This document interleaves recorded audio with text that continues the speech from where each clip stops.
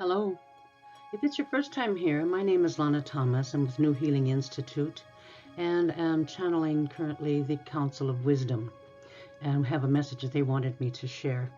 I posted a video yesterday called The Transcended Mind, and it was in reference to how we need to take responsibility for using the power of thought in order to create change. And it seemed at the end of it, it sort of left it hanging as to whether or not people would understand how to do it. And I know we can project thought into the consciousness by just sitting and meditating, but it seems like sometimes when we want a greater effect, it has to be much more precise in exactly what it is they were projecting out. Their change could be anything. So what they had provided me with, and I was not aware when I did the video, I'd forgotten, I went to my journal to rehearse a new video for today, not this one, and my book fell open to this page of July 25th, 2020. And I just was glancing through it, and then I realized it was about this very same thing that did the video about yesterday, which is how we can use the power of the mind to think and project change into a world that so desperately needs it. And what they had done in this, as I was writing and just listening to them as I do on a regular basis, they began stating, "We the people, in order to create a more perfect union." And when I first heard that sentence and I was writing it down, I was a little bit entertained, but then as it moved on through the course of the conversation, it was very serious and very powerful. And that's what I want to share with you today. I want to share with you the point that they have made, that how we can use our minds in order to create great and valuable change.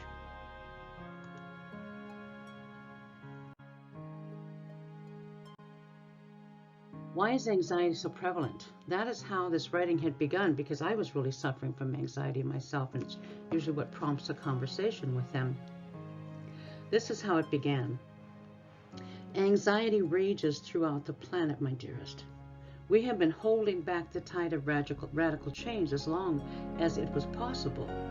Change is forthcoming now, unlike anything you have ever imagined. The tides will rush in. The clash with the titans or the elite of governments is just around the corner. Collapse, war, destruction. Haters will surface now with reckless abandon. The masses will rise. And remember, this is from 2020. Check your animosity toward the crowds of protesters. They have momentum now. They are the poor, the forgotten, and forsaken. They will rise against them being they, the proverbial they. What you have wanted all along is coming about. People have prayed for thousands of years for change. Now COVID has escalated tensions. It is just what was needed to alleviate overcrowding. COVID does not equal even 1 year's births on this planet. It is not nearly as risky as it has been reported, but it is effective at culling the herd of the sick and dying. And even though that's cold, and when they said it to me, I thought, "Pooh," but that's exactly how this planet works. It's a very natural process. They were relating to me the anxiety, and as they did, these are the things on this slide that they gave me. What we're facing today is death, destruction, disease, despair in a much larger proportion, dissension amongst the world, amongst people, amongst genders, amongst governments. Disillusionment seems to be rampant. Disdain toward everything and everybody seems to be very apparent too, particularly when you look at the crime in the streets, the lack of control. The disparity has prompted that, but primarily the one question that really needs to be approached and what we really need to address is how much of this is deception, how much of it is regulated in order to keep us living in fear, which is so totally unnecessary.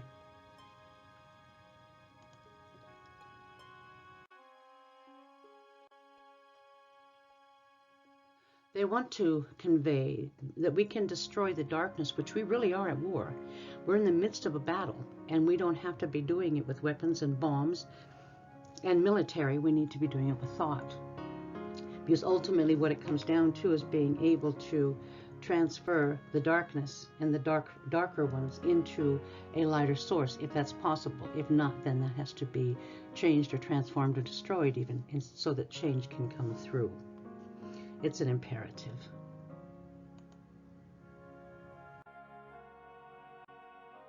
They began the Constitution with this. If we were to think and project this new Constitution into the collective consciousness every day, the changes would be dramatic. It is this: we, the people, in order to create a more perfect union, do hereby dissolve the existing paradigm. We surrender our greed to justice. We relinquish our selfishness to total equality. We give all and take not, and as such we receive everything of value. We renounce rhetoric and embrace truth. We surrender fear for faith in a system which is part of a divine plan established eons ago. We surrender our isolation to a universal construct of oneness.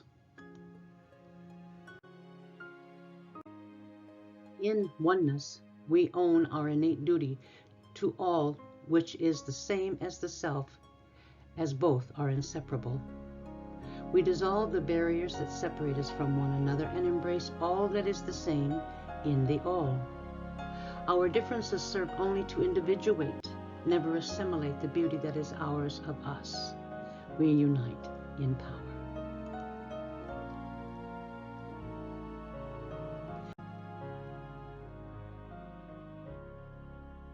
You can now embrace your divine right to be a co-creator, because we do have tremendous power. So therefore, we, having full knowledge of our true condition as one, we accept our responsibility to live wholly. Then, as our unity creates a brighter light, the earth will shine out into the universe as a gloriously awakened star.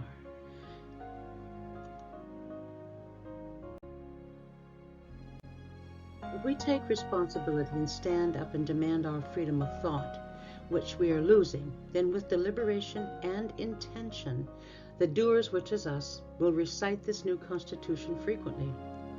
In doing so, the afflicted will be cast out, and the awakened shall shake off their slumber.